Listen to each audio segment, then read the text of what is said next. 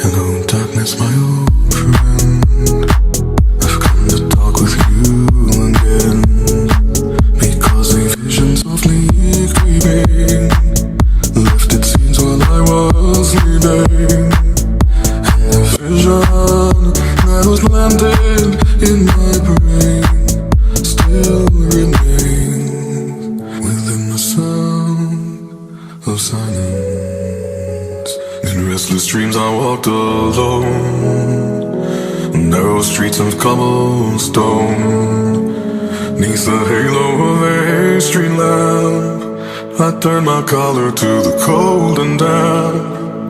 When my eyes were stabbed by the flash of a neon light that split the night and touched the sound of silence. And in the naked light I